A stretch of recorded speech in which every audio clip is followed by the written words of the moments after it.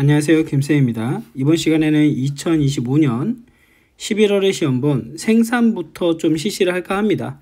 생산 2급 문제부터 이번에 풀어보도록 하겠습니다. 이번에는 생산 2급, 생산 1급 풀고요.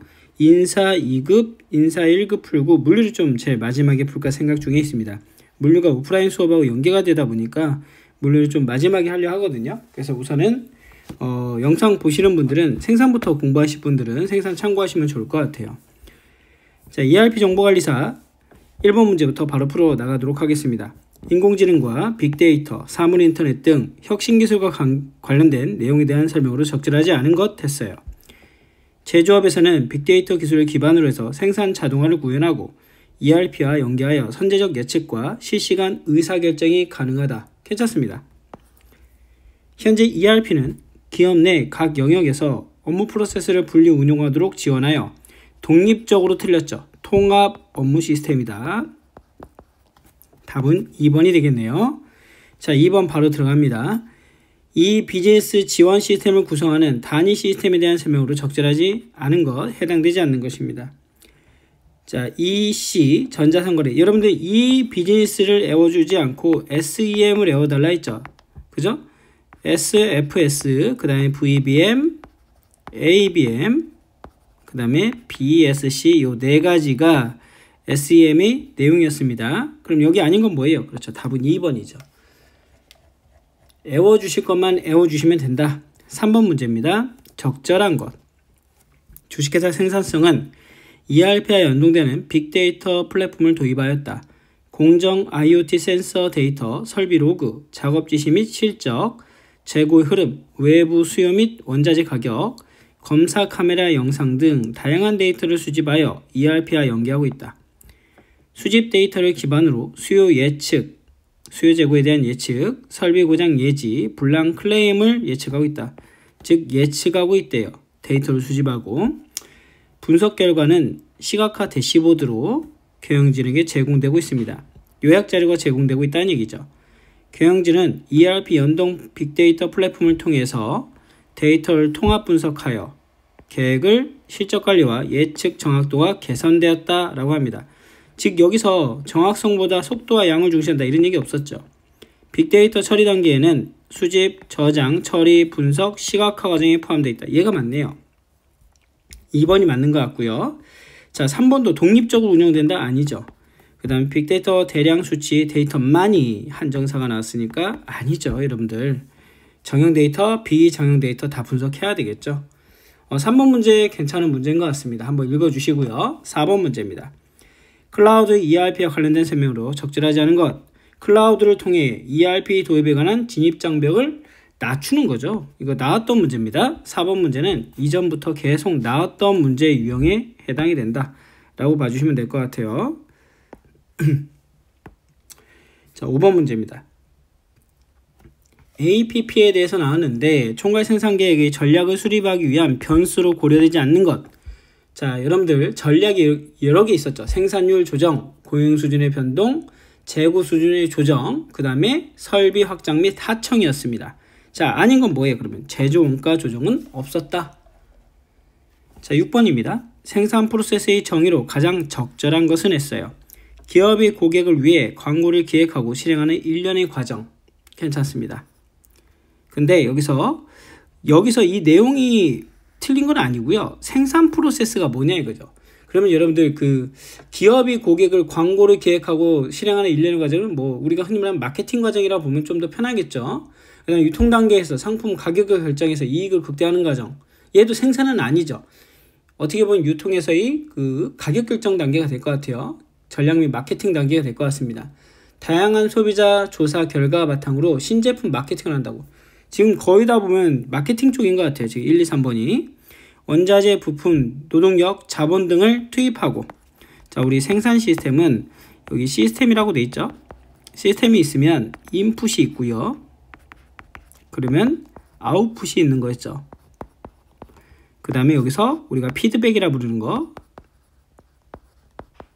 피드백이 되는 요게 생산 시스템의 모습이었던 것 같습니다. 이렇게 나온 게 뭐라고 보시면 돼요? 그렇죠. 4번이죠. 4번.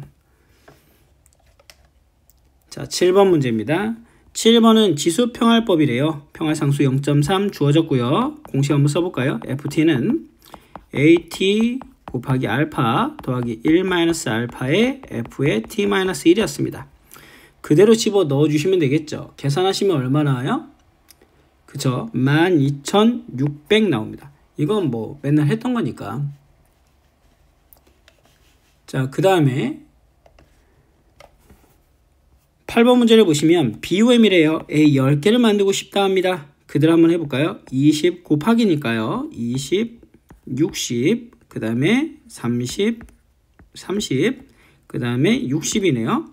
자, 여기서 이 순소유량이에요. 그럼 60과 20이죠. 80입니다. 근데 여기 뭐 창고에 있다는 둥 뭐 한다는 둥 그런 얘기 없으니까 그냥 80개가 답이네요. 자, PRT와 CPM에 대한 설명으로 가장 적합한 것은 했습니다. 네트워크를 사용하려 부분적인 활동만 파악 가능하다. 틀렸죠. 전체 네트워크를 파악할 수 있습니다. 네트워크를 작성해 분석하려 상세한 계획을 수립하기 어렵다. 오히려 상세한 계획을 수립할 수 있는 거죠. 그래서 우리가 간트 차트에서 이쪽으로 넘어오게 된 거죠. 주 일정 공정이 포함된 계획 내용은 일정 관리에 활용할 수 없다. 있죠. 일정 관리 활용도 가능하고요. 상세한 계획도 수립 가능하고 전체적인 활동도 파악 가능한데 거꾸로 써는 겁니다. 대규모 공사 관리에 적합한 방법으로 주로 토목 및 건설 공사에 사용한다. 이 맞죠? 그래서 여러분들 우리 생산 방식에 보면 프로젝트 생산 방식에서 PERT, CPM을 씁니다. 라고 나왔었을 겁니다. 답은 4번, 10번. 생산에 필요한 원재료의 조달 반입부터 제품을 완성하기까지 수행될 모든 작업을 구체적으로 할당하고 각 작업이 수행돼야 될 시기를 결정하는 거 정의죠. 얘는 뭐에 대한 정의예요? 그죠? 일정 계획에 대한 정의입니다. 이런 정의 문제들은 여러분들이 숙지해 주시면 좋겠다. 11번. 공수 계획이 기본 방침에 대한 설명을 적절하지 않은 것입니다. 자, 여유성을 둬라. 맞는 질문. 적정 배치. 맞는 질문. 가동률 향상. 괜찮습니다. 부하 능력의 표준화가 아니라 뭐예요? 균형화죠. 균형화. 균형을 맞춰야 된다. 답은 4번이네요. 자, 12번. 반복되는 작업이나 생산량이 늘어남에 따라 기대할 수 있는 공수 체감 또는 능률 개선이라 했어요. 우리가 학습 체감 곡선이라 하기도 하죠.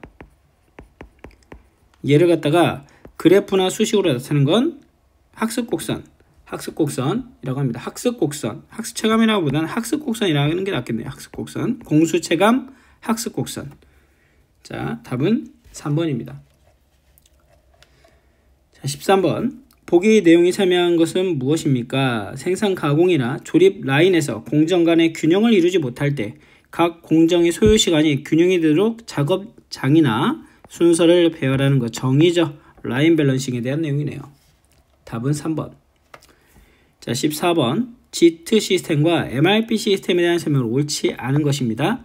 JIT는 실제 수요에 따라 필요한 만큼만 생산하여 재고를 최소화하는 풀이다. 맞죠? JIT 시스템은 대량 생산과 안정성을 중요하며 대규모 재고를 통한 비용 절감에 초점을 둔다. 얘는 잘못 나왔죠. 그죠?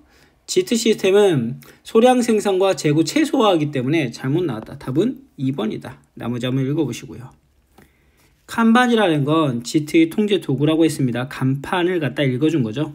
눈으로 보는 관리 도구다. 맞습니다. JIT를 실현하기 위한 방법이다. 괜찮죠.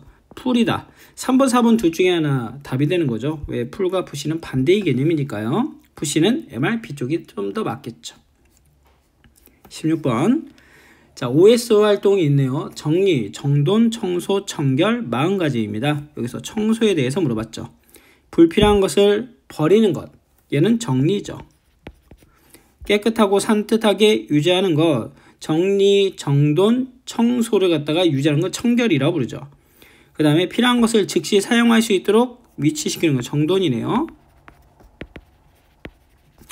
더러움을 없앤다. 그쵸, 얘가 청소죠. 17번. 설명하는 재고는 무엇입니까? 일시에 필요한 양보다 더 많이 주문해요. 여기까지만 읽어도 그죠, 순환이죠. 많이 주문하고 그 많이 주문된 재고가 소요될 때까지 일정한 시간 주기가 걸린다.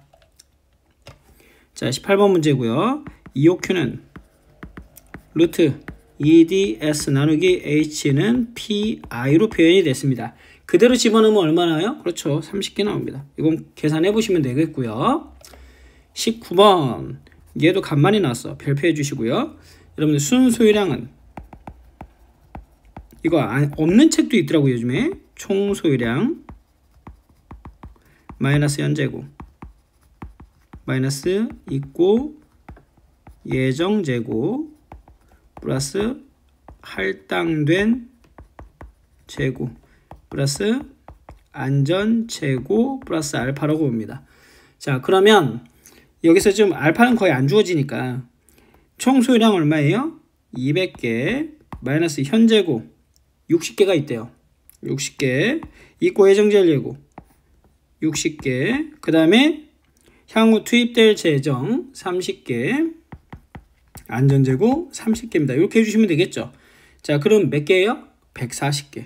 이 문제 예전에 정말 많이 나왔던 문제거든요. 기억해 주시면 좋을 것 같습니다. 자, 20번 SCM에 대한 내재적 기능에 대한 설명. 적절하지 않은 것. 공급자 긴밀한 파트너십. 여러분들 공급자의 파트너십은 외재적 기능이죠. 나머지는 그죠, 내재적 기능에 해당이 되겠습니다. 그래서 아닌 건 답은 1번이 되고요. 20번 같은 문제는 좀 읽어주시면 좋을 것 같습니다. 그리고 최근에 그 영상 보다가 옛날에 정리된 이론 내용을 보시고서 1년 전 거니까 이제는 1년 전 거라서 안 봐도 되나요? ERP 책이요. 여러분들 제가 지금 새로 강의를 한번 리뉴얼을 할까 해가지고 요약지를 만들어 보고 있는데 바뀐 게 없어요. 지금까지 바뀐 게 없습니다. 만약에 변화되는 내용이 있거나 추가되는 내용이 있으면 그때 다시 리뉴얼을 해가지고 요약 강의를 다시 올려드릴 텐데 지금 시점에서 보면 인사 그 다음에 물류 생산 변하는 게 별로 없어요. 인사는 나중에 제가 시간이 되면 요율만 좀 정리해서 올려드릴까 생각합니다. 변화된 게 거의 없다. 그 다음에 시간이 지금 내년에는 제가 좀 짬을 내가지고 유통관리사 이론 강의와 물류관리사 계산 문제 강의를 좀 올려드릴까 생각하고 있거든요. 그래서 좀 계획을 잡고 있는데 요약지는 지금처럼 해피캠퍼스에서 좀 정리해서 올려드릴까 합니다. 그래서 아마 내년쯤에 한 2월쯤 3월쯤 되면 유통부터 해서 올라갈까 생각 중에 있어요. 어차피 유통도 5월, 7월, 8월, 그 다음에 11월 이렇게 올라가기 때문에 5월 전까지 해서 정리해서 올릴까 생각 중에 있고요. 물류는 7월 시험이기 때문에 7, 8월 시험이라서 그 전까지 계산 문제 위주로 좀 정리해서 올리고 여유가 되면 법규를 제외한 나머지 과목을 차근차근 정리할까 생각 중에 있으니까 이 유통과 물류 쪽으로 자격증을 생각하고 계신 분들은 저랑 같이 이제 천천히 내년을 준비하시면 좋을 것 같습니다. 자, 이렇게 해서 이론 공부를 마무리 짓고요. 그 다음에는 또 실기 문제 풀어보도록 하겠습니다. 수고하셨습니다.